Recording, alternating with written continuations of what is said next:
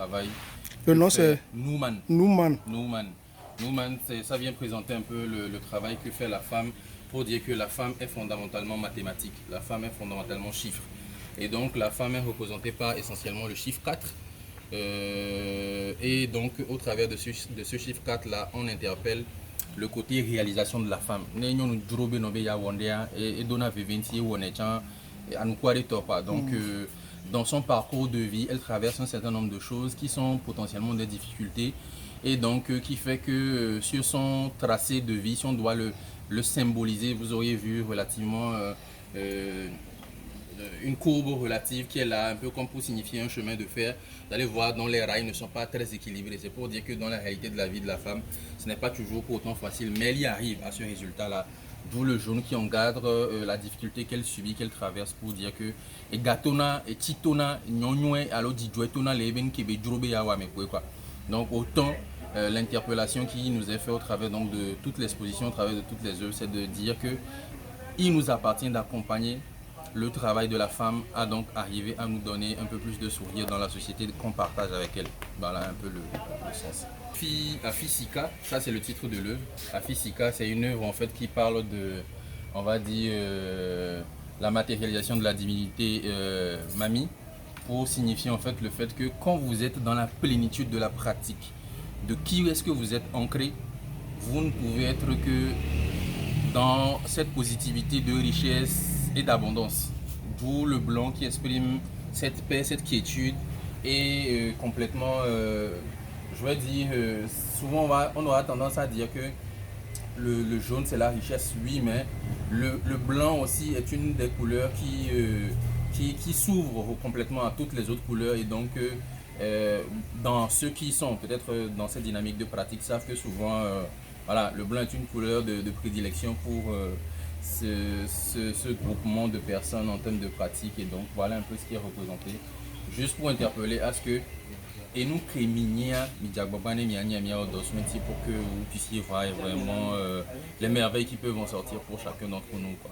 Ça c'est Sakpata Maya Fall in Art, c'est le titre de l'œuvre. Sakpata Maya Fall in Art.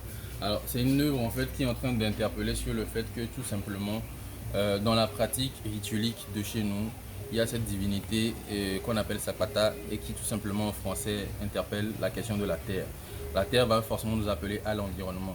Et ça dit qu'en fait il faudra protéger l'environnement, il faudra se soucher avec l'environnement, se soucher avec la terre pour que l'identité première qui est la nôtre se révèle à nous. Et c'est grâce à ça que effectivement notre côté artistique va s'exprimer au mieux. Et l'expression justement de la force ou de la positivité de quelqu'un, c'est au travers de la virilité. Et ceux qui sont dans la pratique rituelique savent que clairement, en termes d'initiation, ça passe aussi par la question du sexe. Et donc, proposer aussi le positionnement du sexe dans la vie de l'artiste, comme quoi l'artiste, oui, est appelé potentiellement au sexe, mais ce n'est pas le sexe qui va de gauche à droite en vadrouillant. Mais c'est le sexe responsable parce que c'est à travers de ce sexe responsable là qu'on s'épanouit au mieux pour donc proposer de belles œuvres à la société dans laquelle nous sommes. Alors celui-ci c'est Sororité. Sororité, franchement c'est une œuvre qui depuis moi-même m'intègre parce que si vous faites un peu attention vous allez voir de petites fourmis qui sont en train de passer. C'est l'une des seules œuvres qui m'a demandé donc à ce que j'y introduise dans la réalisation du miel. C'est pour dire qu'en fait on peut voir clairement une œuvre là comme ça, mais tout ce qu'il y a eu comme intrant, tout ce qu'il y a eu comme conditionnement autour de sa réalisation est assez complexe. Et donc sororité, c'est pour dire que si les femmes se décident à se mettre ensemble pour une cause, ça ne peut qu'avoir à donner du bon résultat. Déjà une seule femme, quand elle s'y met, ça produit. Maintenant, si elles sont ensemble coude à coude, c'est sûr que voilà. Et donc l'invitation de l'œuvre, c'est vraiment d'inviter, de demander à nos sœurs, à nos grandes sœurs, nos mamans, de continuer à être dans cette dynamique-là de complémentarité par rapport au travail qu'elles font déjà pour que notre société ne s'en porte que meilleure par rapport à ce qu'on connaît aujourd'hui. Voilà. Alors en haut, on a Dame Gant. Dame Gant, c'est une œuvre qui dit que la femme est suffisamment grande au-delà de ce qu'on peut imaginer, que si elle devait être un I à écrit, il faudrait la mettre en mode tréma avec 3 points. Ce n'est pas un I particulier, elle est tellement spéciale que il faudrait lui donner toute la valeur qu'il faut et la positionner là où il faut au travers du travail qu'on fait pour se dire que tiens, la femme, en réalité, il faudra la valoriser. Et c'est une œuvre justement, je dirais même toutes les œuvres reviennent à suffisance à la thématique de base qui est variable méconnue, variable vaudou féministe. Parce que le thème voudra dire que la femme est un vaudou. Et un vaudou, en mode pratique, il faut lui accorder un certain nombre de privilèges et de rituels en termes de respect.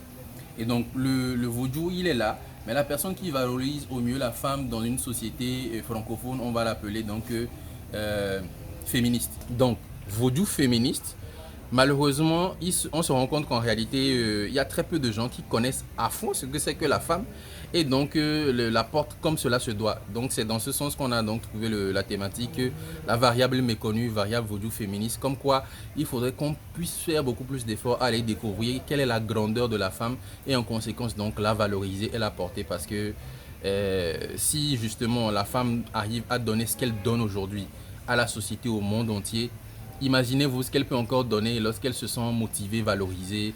Ça ne va être que du boom, quoi. Donc, c'est l'invitation de l'exposition. Cordon bleu merveille. Cordon bleu merveille, c'est une œuvre en fait qui est en train d'inviter à ce qu'éventuellement on puisse dans notre quotidien se dire que le travail que la femme fait là, elle est la seule qui arrive à tisser le lien entre le visible et donc à nous proposer ce qu'on va appeler de la vie, de la joie, de la richesse. Parce que il faut comprendre. Si quelqu'un a une soeur, une grande soeur, une femme à côté de lui qui a déjà enfanté, il comprendrait ce qu'on est en train de dire clairement. Quoi. Tu te demandes mais comment est-ce qu'elle fait, mais voilà, elle a le secret de quelque chose qui lui permet justement de pouvoir nous apporter de la positivité au quotidien. Voilà.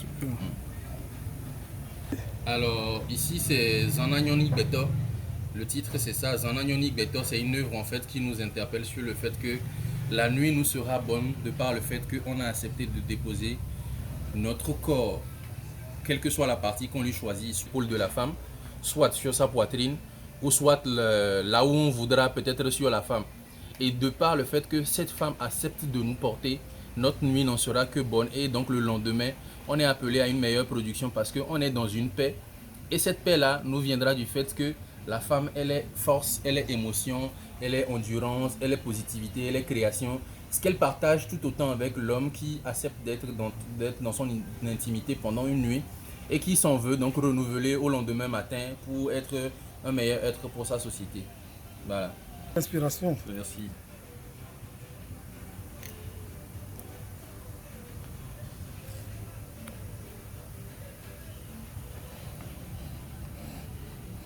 Je vois des mesures de miroir. Ouais.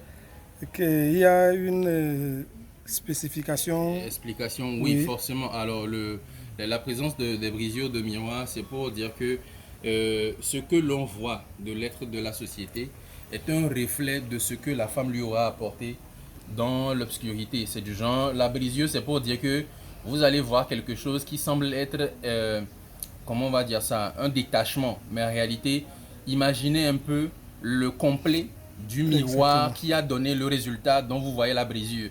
Et donc si vous n'appréciez que la brisure qui vous impressionne, imaginez ce que donne la réalité du miroir en lui-même. Donc c'est en même temps une invitation à se dire, lorsqu'on grandit, qu'on devient, on va dire, relativement responsable, il faudrait qu'on puisse s'assumer à se dire, aujourd'hui je fais le choix d'être avec une femme et vraiment une femme, pas deux, pour se dire qu'à partir de telle personne, je choisis d'être la meilleure, qu'elle puisse m'apporter au travers de notre vie à deux partager.